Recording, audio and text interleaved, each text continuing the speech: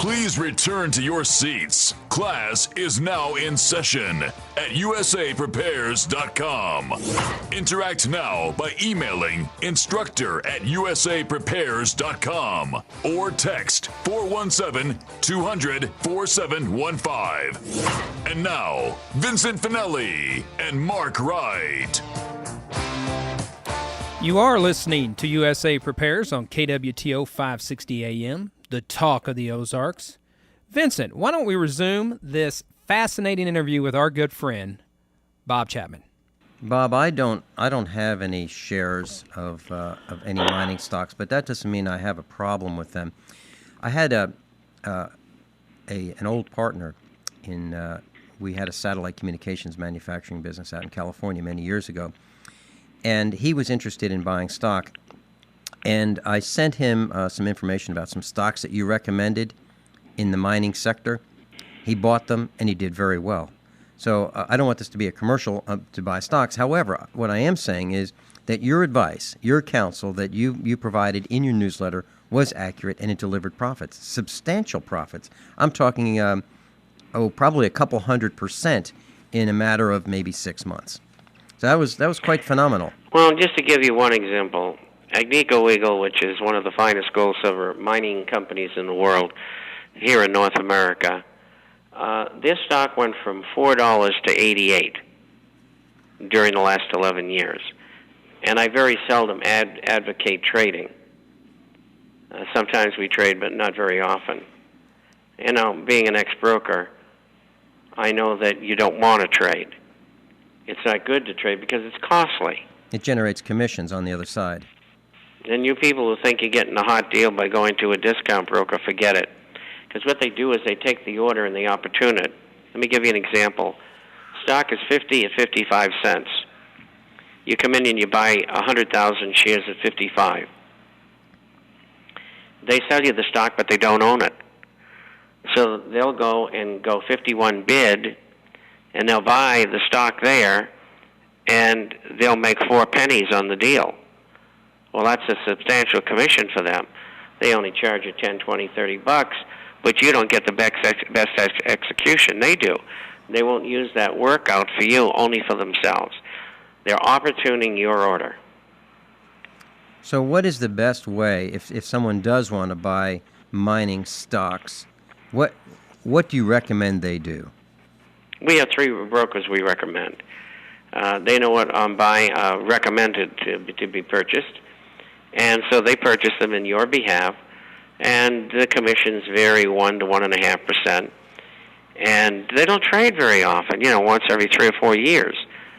And you get somebody you can talk to who's an expert and has been doing gold and silver shares, one of them for 18 years, another one for 30 years, another one for 38 years. So they certainly know what they're doing. Okay, and that information is available in your newsletter? Not generally, no. And I'll tell people how to get a hold of that information. We will send them the stocks and the brokers and so on and so forth. And they have to get a hold of me by email, and that address is Bob, B-O-B, at INTFORECASTER.com. Bob at intforecaster.com. And you can get a free copy there, and we answer questions for everybody. And that's what takes up all my time. And we will send you all the stocks and a broker to use. Well, that sounds wonderful. And class, believe me, I have no financial involvement with anything I recommend ever. The only involvement I have is in the publication itself, and that's it. Bob, I can tell you, and I'd like to tell the class, that I got a call from someone on the East Coast a few days ago, and he just raves about your advice and how you advised him to buy metals and mining stocks, and he has done very well. Above and beyond that, he said that he wanted to talk to you, and you called him, and he was unavailable, and you called him back, and he was unavailable, and you still called him back. He was just floored that you called and called and called until you got through and gave him the advice that and the counsel that he was requesting. In addition to that, one of our instructors had contacted you, and you gave him information about his 401k, and he was flabbergasted that you spent 10 or 15 or 20 minutes on the phone with him personally advising him exactly what to do. So, class, this is a resource that doesn't cost you anything. If you don't take advantage of it, I don't get it. I just don't get it. Bob, the federal government has been dumping millions of barrels of oil on the market from the strategic reserve. I don't understand why they would do that. It would only, in my mind, it would only cause a temporary blip in the price of oil downward, and then it would shoot back up higher than it would normally. Does that make sense to you, or am I off base on that? Well, first of all, that's exactly what happened. And all the losses of $6 or $7 a barrel were all made up, more or less. And so it didn't affect the market. There was half was from other countries, and half was from the United States. I think the total was 60 million barrels. From the U.S. side, it was 4% of their total holdings in the Strategic Petroleum Reserve. They did it for two reasons. Number one, to keep the price of oil down and show the public that the president or whoever it was in each country was very, very concerned about the high price of gasoline, so they were trying to make the price of oil go down, if only temporarily. The other side of it is even more important. The United States government doesn't have any money. Right now, because of the impasse in the short-term debt extension, which is supposed to be solved by August the 2nd, they are getting their money by borrowing or looting the federal pension reserve. And so they really don't have any money that's extra. So they get paid for this oil because they sell it. Some of the oil is in kind, and it's sold out, not out of the salt domes in Louisiana or other places, but by producers who owe them in the continental United States, owe them oil. And that's because they're on government leases. So that would be sold into the market, and then the money would come from, let's say it's Exxon. And let's say Exxon sold X amount of barrels and has $5 billion. They immediately transfer to the U.S. Treasury. Here's the money we're looking for. And so that's really how it works for the most part. But the point is, the money's coming in to run the government. And that's probably the strongest reason that the president did what he did. He doesn't know anything about finance, economics. Total dullard when it comes to that. So they tell him what to do, and he does it. And they give him a speech to read, and everything is hunky-dory. But it is a non-event in the overall scheme of things. But political theater and a way to get money. It's just like the invasion of Libya.